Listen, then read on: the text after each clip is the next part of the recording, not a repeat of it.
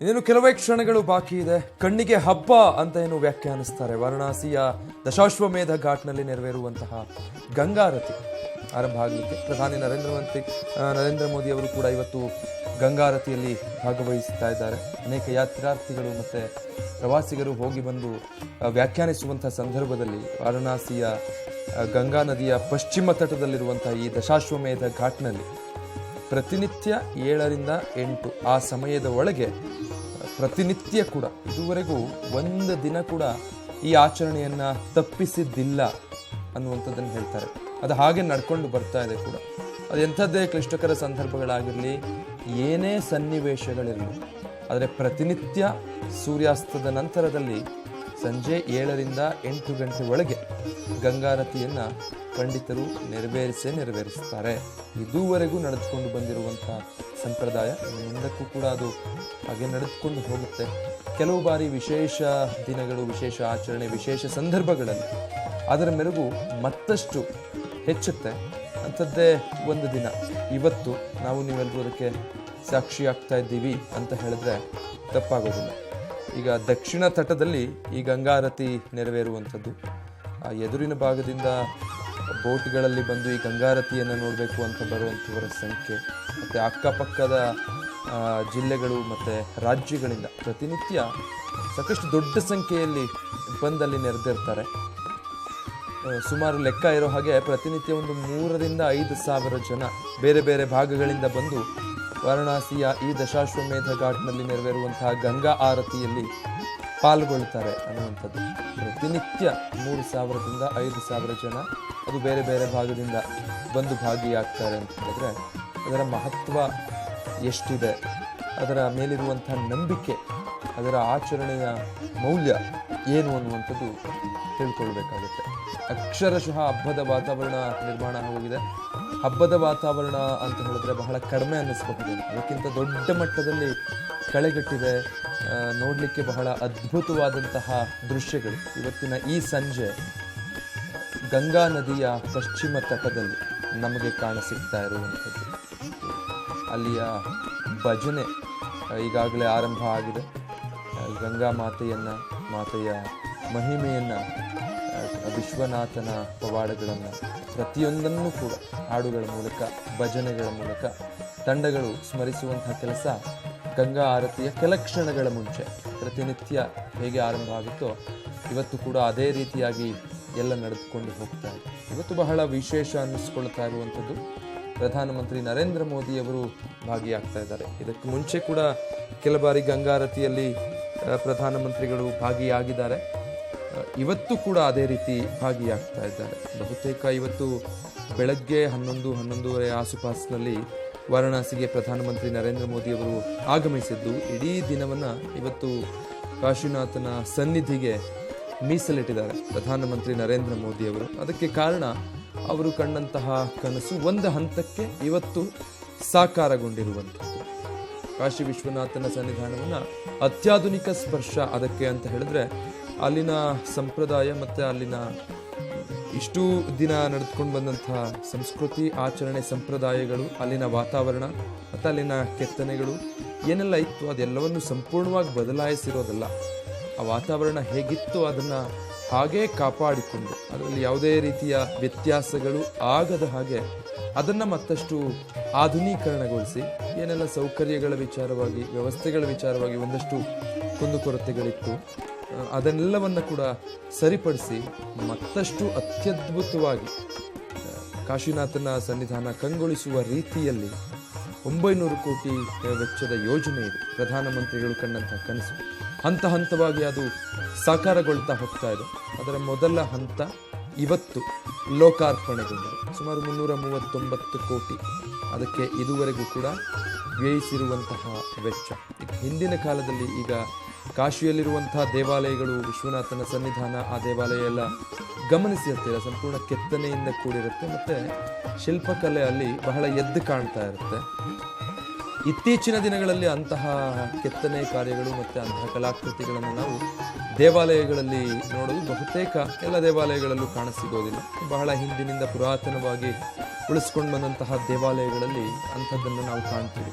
So Kashi ವಿಶ್ವನಾಥನ ಸನ್ನಿಧಾನ ಕೂಡ ಅಷ್ಟೇ ಅತ್ಯದ್ಭುತವಾದಂತಹ ಚಿನ್ನದ ಕಳಸವನ್ನು ಹೊಂದಿರುವಂತಹ ದೇವಾಲಯ. ಸೊ ಅದನ್ನು ಹೇಗೆ ಹಿಂದಿನ ಕಾಲದಿಂದ ಉಳಿಸಿಕೊಳ್ಳಲಾಗಿದೆಯೋ ಎಲ್ಲವನ್ನ ಕೂಡ ಹಾಗೆ ಉಳಿಸಿಕೊಂಡು ಅದರ ಜೊತೆಗೆ ಅತ್ಯಾಧುನಿಕ ಸ್ಪರ್ಶವನ್ನು ಅದಕ್ಕೆ ಕೊಟ್ಟಿದ್ದಾರೆ. ದೇವಾಲಯದ ವಿಸ್ತೀರ್ಣವನ್ನು ಕೂಡ ಮತ್ತಷ್ಟು ಹೆಚ್ಚುಗೊಳಿಸಲಾಗಿದೆ ಈಗ ಮುಂಚೆಗೆ ಹೋಲಿಕೆ ಮಾಡಿದಾಗ.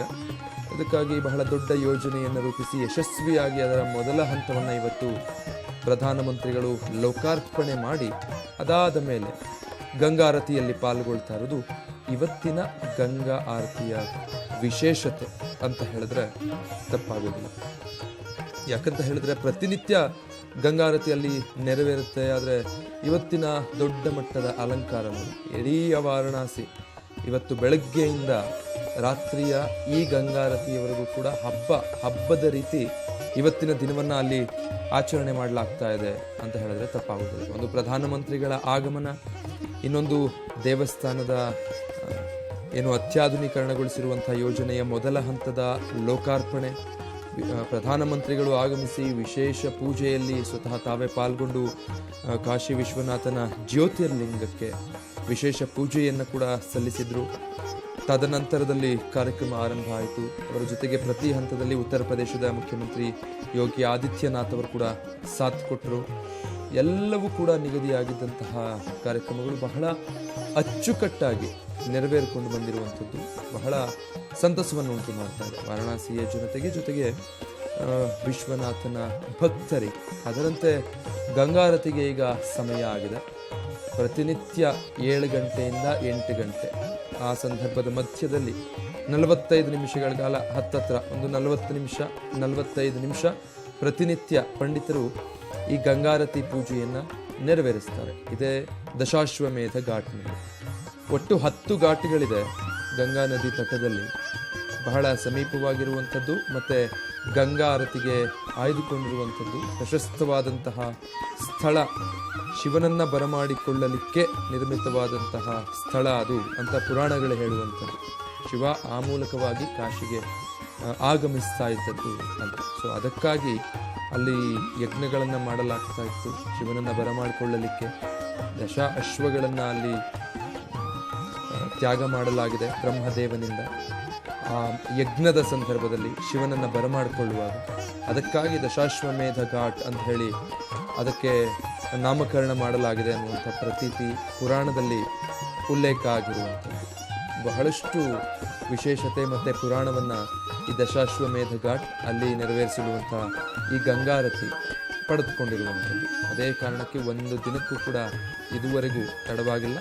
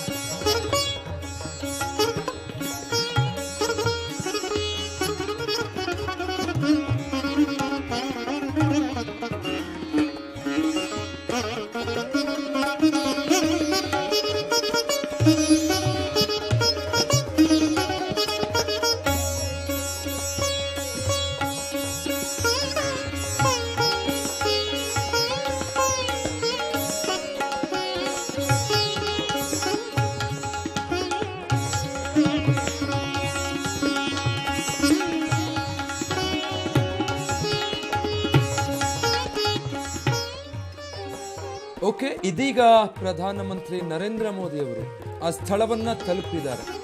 ಇಷ್ಟೊತ್ತು ಕೂಡ ಅವರು ಬೋಟ್ನ ಮೂಲಕವಾಗಿ ಆ ಮಾರ್ಗದಲ್ಲಿ ಸಾಗಿ ಬರ್ತಾ ಇದ್ರು, ಗಮನಿಸ್ತಾ ಇದ್ವಿ. ಆ ಸಂದರ್ಭದಲ್ಲಿ ಇಡೀ ವಾರಣಾಸಿಯ ಸೌಂದರ್ಯವನ್ನ ಕಣ್ತುಂಬಿಕೊಳ್ತಾ ಇದ್ರು, ಅತ್ಯದ್ಭುತವಾದಂತಹ ಅಲಂಕಾರವನ್ನ ಕಣ್ತುಂಬಿಕೊಳ್ತಾ ಇದ್ರು.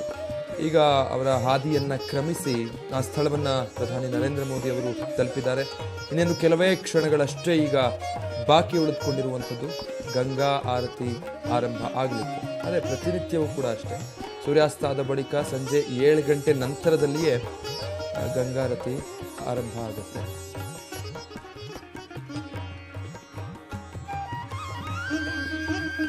ಅದೇ ಹಾದಿಯಲ್ಲಿ ಕ್ರಮಿಸ್ತಾ ಇದ್ದಾರೆ ಪ್ರಧಾನಮಂತ್ರಿ ನರೇಂದ್ರ ಮೋದಿ ಅವರು. ಬೋಟ್ನ ಮೂಲಕ ಗಂಗಾ ನದಿಯಲ್ಲಿ ತೆರಳುತ್ತಾ ಇದ್ದಾರೆ. ಆ ದೃಶ್ಯಗಳನ್ನು ಗಮನಿಸ್ತಾ ಇದ್ದೀರಾ. ಸಂಪೂರ್ಣವಾಗಿ ಗಂಗಾ ನದಿಯ ತಟ ಮತ್ತು ಆ ದಶಾಶ್ವಮೇಧ ಘಾಟ್ ನೋಡಿ, ಈ ದೃಶ್ಯದಲ್ಲಿ ಅತ್ಯದ್ಭುತವಾಗಿ ಕಾಣಸಿಗ್ತಾ ಇದೆ.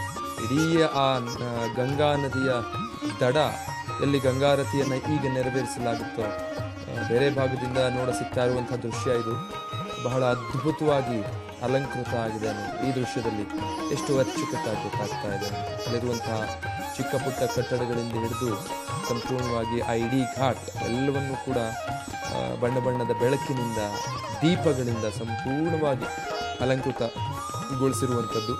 5 ಲಕ್ಷ ದೀಪಗಳನ್ನು ಇವತ್ತು ಹೊತ್ತಿಸಲಿಕ್ಕೆ ವಾರಣಾಸಿಯಲ್ಲಿ ಸಿದ್ಧತೆಗಳನ್ನು ಮಾಡಿಕೊಂಡಿದ್ದಾರೆ.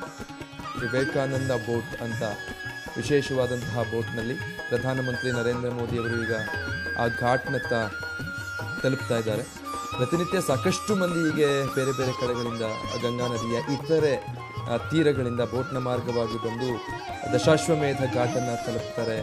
ಬೇರೆ ಬೇರೆ ಭಾಗಗಳಿಂದ ಸಾಕಷ್ಟು ಸಂಖ್ಯೆಯಲ್ಲಿ ಜನ ಆ ನಿಗದಿತ ಸಮಯದಲ್ಲಿ ಗಂಗಾರತಿಯನ್ನು ವೀಕ್ಷಿಸಬೇಕು, ಜೀವಮಾನದಲ್ಲಿ ಒಮ್ಮೆ ಅದರಲ್ಲಿ ನಾವು ಪಾಲ್ಗೊಳ್ಬೇಕು ಅಂಥೇಳಿ ಬಂದು ಈ ಸಮಯದಲ್ಲಿ ಸೇರ್ತಾರೆ. ಪ್ರತಿನಿತ್ಯವೂ ಕೂಡ ಇಂಥದ್ದೇ ಒಂದು ಅತ್ಯದ್ಭುತವಾದಂಥ ಆಧ್ಯಾತ್ಮಿಕ ಅನುಭವವನ್ನು ಗಂಗಾ ನದಿ ತಟದಲ್ಲಿ ಪಡೆದುಕೊಳ್ತಾರೆ. ಸಾಕಷ್ಟು ಜನ ಪಂಡಿತರು ಪ್ರತಿನಿತ್ಯ 7 ಗಂಟೆ ನಂತರದಲ್ಲಿ ಗಂಗಾರತಿಯನ್ನು ಆರಂಭ ಮಾಡ್ತಾರೆ.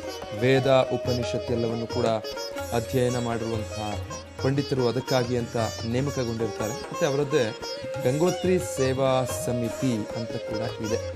ಸೊ ಅಲ್ಲಿದ್ದಂತಹ ಪಂಡಿತರ ಜವಾಬ್ದಾರಿಯಾಗಿರುತ್ತೆ ಅದು. ಆ ಸಮಿತಿ ಪ್ರತಿನಿತ್ಯ ಇದನ್ನು ಇದುವರೆಗೂ ಒಂದು ದಿನವೂ ಚಾಚೂ ತಪ್ಪದೆ ಅಂತ ಹೇಳ್ತಾರಲ್ಲ ಹಾಗೆ ಚಾಚೂ ತಪ್ಪದೆ ಪ್ರತಿನಿತ್ಯ ಕೂಡ ಸಂಜೆ ನಂತರದಲ್ಲಿ ಗಂಗಾರತಿಯನ್ನು ನೆರವೇರಿಸಿಕೊಂಡು ಬರಲಾಗ್ತಾ ಇದೆ. ಬಹಳ ಅತ್ಯದ್ಭುತವಾದಂತಹ ಆಚರಣೆಗಳ ಪೈಕಿ ಹಿಂದೂ ಸಂಪ್ರದಾಯದಲ್ಲಿ ಅತಿ ಶ್ರೇಷ್ಠ ಪುರಾತನವಾದಂತಹ ಆಚರಣೆಗಳ ಪೈಕಿ ಗಂಗಾ ಆರತಿ ಬಹಳ ದೊಡ್ಡ ಪ್ರಾಮುಖ್ಯತೆಯನ್ನು ಹೊಂದಿರುವಂಥದ್ದು. ಗಂಗೆಯನ್ನು ನದಿಯಾಗಿ ನೋಡೋದಿಲ್ಲ ನಮ್ಮ ದೇಶದಲ್ಲಿ. ಗಂಗೆಯನ್ನು ದೇವತೆಯ ಹಾಗೆ ಭಾವಿಸುವುದು. ನಮ್ಮ ರಾಜ್ಯದಲ್ಲಿ ಆದರೆ ಕೂಡ ಅಷ್ಟೇ, ನಮ್ಮ ಸಂಸ್ಕೃತಿ ಅದು. ನದಿಗಳನ್ನು ಕೂಡ ದೇವತೆಗಳ ಹಾಗೆ ನಾವು ಕಾಣ್ತೀವಿ ಮತ್ತು ದೇವತೆಗಳು ಅಂತ ಹೇಳಿ ಪೂಜೆಗಳನ್ನು ಸಲ್ಲಿಸ್ತೀವಿ. ಗಂಗಾ ಮಾತೆಯನ್ನು ಅದೇ ರೀತಿ ಪ್ರತಿನಿತ್ಯ ಈ ಗಂಗಾ ಆರತಿಯ ಮೂಲಕ ಪೂಜಿಸಿಕೊಂಡು ಬರ್ತಾ ಇರುವಂಥದ್ದು. ಅದು ಸಂಪ್ರದಾಯ. ಪ್ರತಿನಿತ್ಯವೂ ಒಂದು ಬಾರಿಯೂ ಅದು ಮಿಸ್ ಆಗದ ಹಾಗೆ ಪ್ರತಿನಿತ್ಯ ನೆರವೇರಿಸಿಕೊಂಡು ಬಂದಿದ್ದಾರೆ. ಇವತ್ತು ಅದರಲ್ಲಿ ಪ್ರಧಾನಮಂತ್ರಿ ನರೇಂದ್ರ ಮೋದಿಯವರು ಕೂಡ ಭಾಗಿಯಾಗ್ತಾ ಇದ್ದಾರೆ. ಹಾಗೆ ನೋಡಿದ್ರೆ ಇದೇ ಮೊದಲೇನಲ್ಲ, ಇದಕ್ಕೂ ಬಾರಿ ಒಂದಷ್ಟು ಸಲ ಪ್ರಧಾನಮಂತ್ರಿ ನರೇಂದ್ರ ಮೋದಿಯವರು ಗಂಗಾರತಿಯಲ್ಲಿ ಪಾಲ್ಗೊಂಡಿರುವಂಥದ್ದನ್ನು ಕೂಡ ನಾವು ನೋಡಿದ್ದೀವಿ.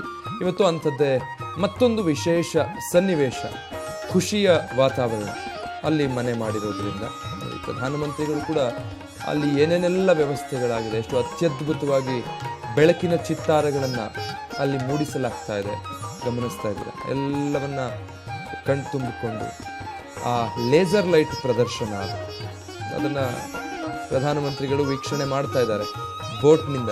ಇದೊಂದೇ ಅಲ್ಲ, ಈ ರೀತಿಯಾದಂತಹ ಸಾಕಷ್ಟು ವೈಶಿಷ್ಟ್ಯತೆಗಳಿಂದ, ಬೇರೆ ಬೇರೆ ರೀತಿಯಾದಂತಹ ಅಲಂಕಾರಗಳಿಂದ ಸಂಪೂರ್ಣವಾಗಿ ಸರ್ವಸನ್ನದ್ಧವಾಗಿದೆ ದಶಾಶ್ವಮೇಧ ಘಾಟ್.